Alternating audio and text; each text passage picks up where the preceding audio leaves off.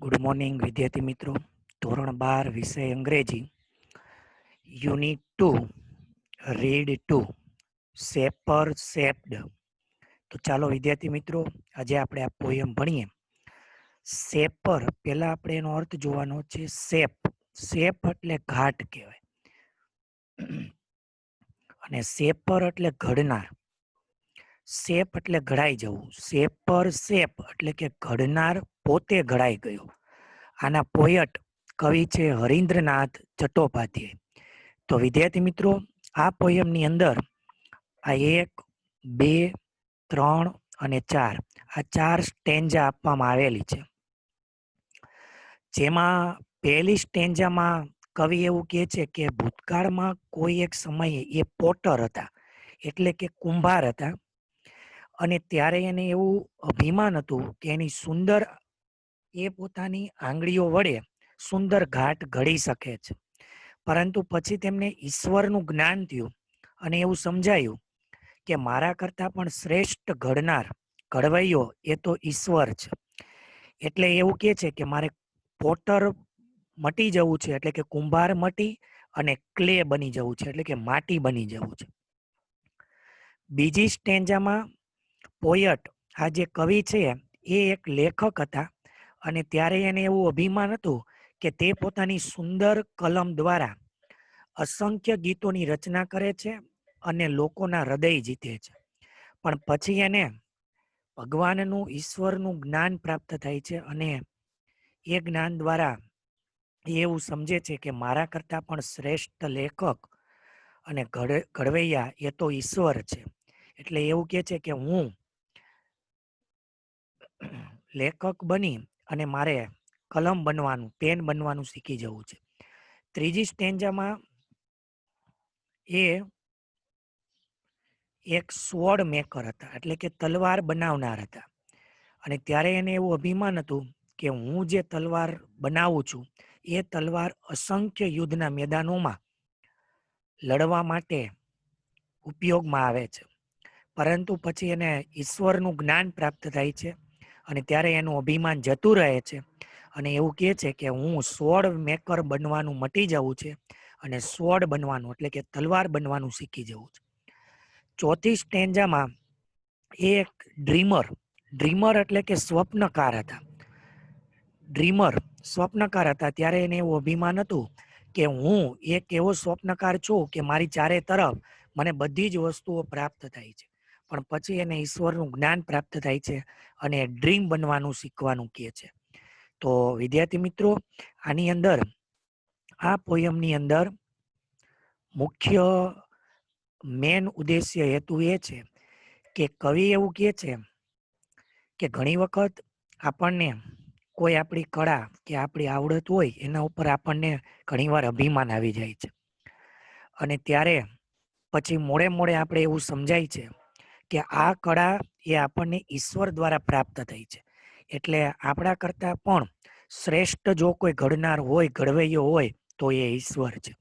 તો ચાલો વિદ્યાર્થી મિત્રો, આજે આપણે આ પોયમની ભણવાની શરૂઆત કરીએ.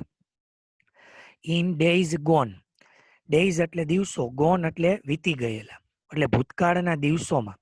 By I use to be, use to એટલે ટેવાયેલા, બી એટલે બનવું, અ પોટર, પોટર એટલે કુંભાર. ભૂતકાળના કોઈ દિવસોમાં હું એક કુંભાર બનવા માટે ટેવાયેલો હતો. હુ વુડ ફીલ, હુ એટલે કે જે, ફીલ કરતો એટલે અનુભવતો, કે જે એવું અનુભવતો હતો. હિઝ ફિંગર્સ, ફિંગર્સ એટલે આંગળીઓ, કે તેની આંગળીઓ મોલ્ડ, મોલ્ડ એટલે ઘાટ આપવો, ધ એલ્ડિંગ ક્લે, એલ્ડિંગ એટલે નરમ અને ક્લે એટલે માટી, એટલે કે નરમ માટીમાંથી. ટુ પેટર્ન્સ, પેટર્ન્સ એટલે વિવિધ પ્રકારની design. On is wheel, wheel એટલે ચાકડો, કુંભારનો ચાકડો હોય એને વ્હીલ કહેવાય. તો ફરીથી આપણે ચારે લીટી જોઈએ. કોઈ ભૂતકાળના કોઈ દિવસોમાં હું એક કુંભાર હતો કે જે એવું અનુભવતો હતો કે તે તેની આંગળીઓ વડે તેના ચાકડા ઉપર નરમ માટીમાંથી સુંદર ઘાટ ઘડે છે. બટ નાવ, પરંતુ હવે, થ્રુ વિઝડમ, વિઝડમ એટલે જ્ઞાન, થ્રુ એટલે દ્વારા, લેટલી વોન, લેટલી એટલે મોડે મોડે અને વોન એટલે મળવું. પરંતુ હવે મોડે મોડે થયેલા તે જ્ઞાન દ્વારા ધેટ પ્રાઇડ હેઝ ડાઈડ અવે. પ્રાઇડ એટલે અભિમાન અને ડાઈડ અવે. ડાઈડ એટલે આમ તો મૃત્યુ પામવું એવું થાય, પણ અહીંયા તો અભિમાનની વાત છે એટલે ડાઈડ અવે એટલે જતું રહેવું. પરંતુ હવે મોડે મોડે થયેલા તે જ્ઞાન દ્વારા મારું તે અભિમાન જતું રહ્યું છે. I have cease to be. Cease એટલે મટી જવું, એટલે એને કહેવાય stop. To be the potter. To be એટલે બનવું અને પોટર એટલે કુંભાર. હવે હું કુંભાર બનવાનું મટી ગયો છું. And have learn to be the clay. Learn એટલે શીખી જવું અને ક્લે એટલે માટી. અને હવે હું માટી બનવાનું શીખી ગયો છું. ફરીથી જોઈ લે વિદ્યાર્થી મિત્રો આખી સ્ટેન્જા. ભૂતકાળના કોઈ દિવસોમાં હું એક કુંભાર હતો કે જે એવું અનુભવતો હતો કે તે તેની સુંદર આંગળીઓ વડે તેના ચાકડા ઉપર નરમ માટીમાંથી વિવિધ ડિઝાઇનો બનાવે છે, એટલે કે ઘાટ ઘડે છે. આવું કવિને પેલા ભૂતકાળમાં અભિમાન હતું.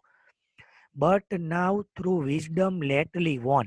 પરંતુ હવે મોડે મોડે થયેલા તે જ્ઞાન દ્વારા મારું તે અભિમાન જતું રહ્યું છે. શું અભિમાન હતું? એવું અભિમાન હતું કે તે પોતાની આંગળીઓ વડે માટીમાંથી વિવિધ પ્રકારની ડિઝાઇનના ઘાટ એટલે કે માટલાઓ ઘડે છે. પરંતુ હવે એને જ્ઞાન પ્રાપ્ત થયું એટલે એ અભિમાન જતું રહ્યું છે. I have cease to be the potter and have learn to be the clay. હવે હું કુંભાર બનવાનું મટી ગયો છું અને માટી બનવાનું શીખી ગયો છું. એટલે અહીંયા કવિ એવું કહે છે કે હું માટલા ઘડું છું, પણ એ માટલા જો માટી હોય તો હું એ સુંદર મજાના માટલાનો ઘાટ ઘડું. જો માટી જ ન હોય તો હું માટલા કેવી રીતે બનાવી શકું? એટલે હું ભલે માટલાનું સર્જન કરતો હોય, પણ જેમાંથી આ માટલા બને છે એ માટીનું સર્જન ઈશ્વર કરે છે. બીજી સ્ટેન્જા જોઈએ. In other days. ભૂતકાળના કોઈ દિવસોમાં આઈ use to be a poet. Poet એટલે કવિ. ભૂતકાળના કોઈ દિવસોમાં હું એક કવિ હતો. Through whose pen. થ્રુ એટલે દ્વારા, કે જેની કલમ દ્વારા ઇનન્યુમરેબલ સોંગ. ઇનન્યુમરેબલ એટલે અસંખ્ય. સોંગ એટલે ગીતો. વુડ કમ એટલે બનાવતો હતો. ટુ વિન એટલે જીતવા માટે. The hearts of men. Heart એટલે હૃદય, મેન એટલે માણસો. ભૂતકાળના કોઈ દિવસોમાં હું એક કવિ હતો કે જેની કલમ દ્વારા અસંખ્ય લોકોના હૃદય જીતવા માટે હું અસંખ્ય ગીતોની રચના કરતો હતો. આવું એને અભિમાન હતું. તેને લેખક બનવાનું પોતાને અભિમાન હતું કે ભાઈ હું લેખક છું અને મારી કલમમાં એવો જાદુ છે કે હું એવા સુંદર મજાના બ્યુટીફુલ સોંગ બનાવું છું કે જેના દ્વારા હું અસંખ્ય લોકોના હાર્ટ એટલે કે હૃદય જીતી શકું છું. આવું અભિમાન છે. બટ નાવ થ્રુ એટલે દ્વારા, ન્યૂ ગોટ નોલેજ. નોલેજ એટલે જ્ઞાન. પરંતુ હવે નવા પ્રાપ્ત થયેલા જ્ઞાન દ્વારા which I had not had so long, કે જે જ્ઞાન મને લાંબા સમય સુધી ન હતું. I have cease to be the poet. સીઝ એટલે અટકી જવું, બંધ થઈ જવું. પોયટ એટલે કવિ. હવે હું કવિ બનવાનું મટી ગયો છું. And have learn to be the song. Learn એટલે શીખવું અને સોંગ એટલે ગીત. અને હું ગીત બનવાનું શીખી ગયો છું. એટલે આ સ્ટેન્જામાં ફરીથી જોઈએ વિદ્યાર્થી મિત્રો એકવાર. In other days. ભૂતકાળના કોઈ દિવસોમાં આઈ use to be a poet. હું એક કવિ હતો. થ્રુ હુઝ પેન, કે જેની કલમ દ્વારા અસંખ્ય લોકોના હૃદય જીતવા માટે હું અસંખ્ય ગીતોની રચના કરતો હતો. But now through new got knowledge which I had not had so long. પરંતુ હવે નવા પ્રાપ્ત થયેલા જ્ઞાન દ્વારા, કે જે જ્ઞાન મારી પાસે ઘણા સમય સુધી ન હતું. I have cease to be the poet. હવે હું કવિ બનવાનું મટી ગયો છું. And have learn to be the song. અને હવે હું ગીત બનવાનું શીખી ગયો છું. તો વિદ્યાર્થી મિત્રો આ સ્ટેન્જામાં આ કવિ એવું કહે છે કે પહેલા હું એક પોયટ હતો, હવે એ પોએટ બનવાનું મટી અને સોંગ બનવાનું શીખી ગયો છું. ત્રીજી સ્ટેન્જા જોઈએ. I was a fashioner of sword. Fashioner એટલે ઘડનાર, બનાવનાર. સ્વોર્ડ એટલે તલવાર. ઇન ડેઝ એટલે દિવસોમાં. That now are gone. Gone એટલે જતા રહેવા. હું કોઈ દિવસોમાં, હું ભૂતકાળના કોઈ દિવસોમાં કે જે દિવસો હવે વીતી ગયા છે એ દિવસોમાં હું એક તલવાર ઘડનાર હતો. Which on a 100 battle field, કે જે તલવારો 100 એટલે સેંકડો અને બેટલ ફિલ્ડ એટલે યુદ્ધના મેદાનોમાં, કે જે તલવારો સેંકડો યુદ્ધના મેદાનોમાં ગ્લિટર થતી હતી. ગ્લિટર એટલે ચમકતી હતી. એન્ડ ગ્લીમ એટલે પ્રકાશિત થતી હતી. એન્ડ સોન એટલે કે ચળકાટ ધરાવતી હતી. કે જે તલવારો સેંકડો યુદ્ધના મેદાનોમાં ચમકતી હતી, ચળકાટ ધરાવતી હતી અને પ્રકાશિત થતી હતી. એટલે કે આ ત્રણેયનો મિનિંગ એક જ થાય છે. ગ્લિટર, ગ્લીમ અને સોન એટલે કે પ્રકાશિત થવું. But now that I am brimming with the silence of the Lord. Brimming એટલે ઉભરાઈ જવું, છલકાઈ જવું, overflowing. Silence of the Lord, silence એટલે શાંતિ, લોર્ડ એટલે ઈશ્વર. પરંતુ હવે હું ઈશ્વરની શાંતિમાં ચરણોમાં પડ્યો છું. I have cease to be the sword maker. Sword maker એટલે તલવાર બનાવનાર. હવે હું તલવાર બનાવનાર મટી ગયો છું. And have learn to be the sword. Learn એટલે શીખવું, સ્વોર્ડ એટલે તલવાર. અને હવે હું તલવાર બનવાનું શીખી ગયો છું. ફરીથી જોઈએ. I was a fashioner of sword. ભૂતકાળના કોઈ દિવસોમાં કે જે દિવસો હવે વીતી ગયા છે ત્યારે હું એક તલવાર ઘડનાર હતો. વિચ ઓન 100 બેટલ ફિલ્ડ, કે જે તલવારો સેંકડો યુદ્ધના મેદાનોમાં ચમકતી હતી, પ્રકાશિત થતી હતી અને ચળકાટ ધરાવતી હતી. પરંતુ હવે હું ઈશ્વરની શાંતિમાં ચરણોમાં ચરણે પડ્યો છું. I have cease to be the sword maker. હવે હું તલવાર બનાવનાર મટી ગયો છું અને તલવાર બનવાનું શીખી ગયો છું. તો વિદ્યાર્થી મિત્રો, આ ત્રીજી સ્ટેન્જામાં કવિ કહે છે કે પેલા સ્વોર્ડ મેકર હતા, જેનું એને અભિમાન હતું, પણ ભગવાનનું, ઈશ્વરનું જ્ઞાન થતા એ અભિમાન જતું રહે છે અને એ હવે સ્વોર્ડ બનવાનું શીખવા માંગે છે. ચોથી સ્ટેન્જા જોઈએ. ઇન બાય ગોન ટાઈમ્સ, ભૂતકાળના કોઈ સમયમાં.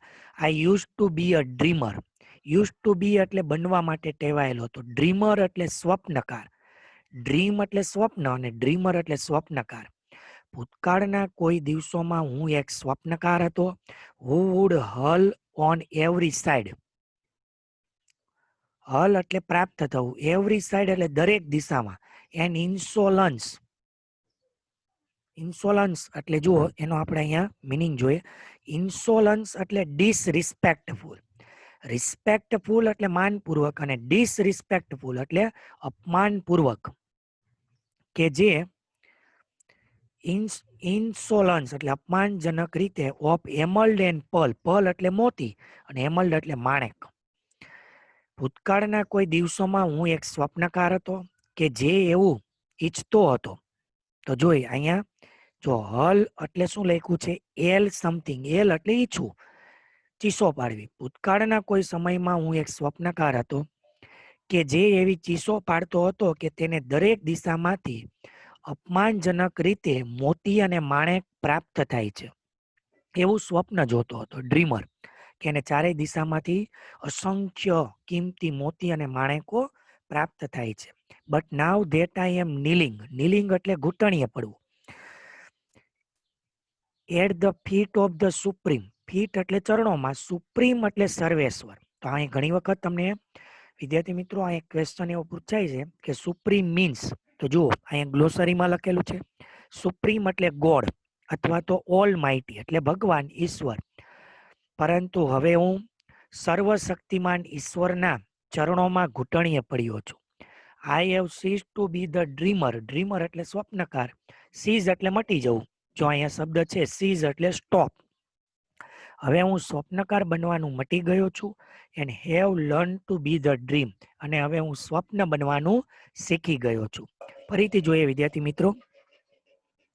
In bygone times I use to be a dreamer. ભૂતકાળના કોઈ સમયમાં હું એક સ્વપ્નકાર હતો કે જે એવું ચીસો પાડતો હતો કે મને ચારેય દિશાઓમાંથી અપમાનજનક રીતે મોતી અને માણેક પ્રાપ્ત થાય છે. But now that I am kneeling at the feet of the Supreme. પરંતુ હવે હું સર્વશક્તિમાન એવા ઈશ્વરના ચરણોમાં ઘૂંટણીએ પડ્યો છું. I have ceased to be the dreamer and have learned to be the dream. હવે હું સ્વપ્નકાર બનવાનું મટી ગયો છું અને સ્વપ્ન બનવાનું શીખી ગયો છું. તો વિદ્યાર્થી મિત્રો, આ ચોથી સ્ટેન્જામાં આ કવિ જે છે એ ડ્રીમર હતા, જે હવે ડ્રીમ બનવા માંગે છે. તો વિદ્યાર્થી મિત્રો, આ ચારે ચાર સ્ટેન્જા તમને સારી રીતે સમજાઈ ગઈ હશે કે પહેલી સ્ટેન્જામાં પોટરની જગ્યાએ ક્લે બનવા માંગે છે, પોયટની જગ્યાએ સોંગ બનવા માંગે છે, અને સોડ મેકરની જગ્યાએ સોડ બનવા માંગે છે, ડ્રીમરની જગ્યાએ ડ્રીમ બનવા માંગે છે. તો વિદ્યાર્થી મિત્રો, આ પોયમની અંદર આ જે છે પોયમ શેપર શેપ્ડ એટલે ઘડનાર પોતે ઘડાઈ ગયો.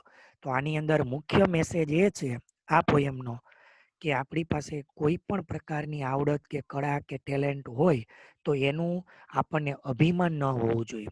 પરંતુ આ ટેલેન્ટ, આ કળા એ ઈશ્વરે આપણા કોઈક સારા પુણ્યને કારણે આપણને આપી છે એવું માની ભગવાનમાં શ્રદ્ધા રાખી અને આપણી એ કળા દરેકના ઉપયોગમાં આવે એવું સતત આપણા મન અને હૃદયમાં યાદ રહેવું જોઈએ. તો વિદ્યાર્થી મિત્રો, આ પોયમ તમને સારી રીતે સમજાઈ ગઈ હશે. તો આજની આપણી આ પોયમ અહીંયા પૂર્ણ કરીએ છીએ. બધાને જય શ્રી કૃષ્ણ. Thank you.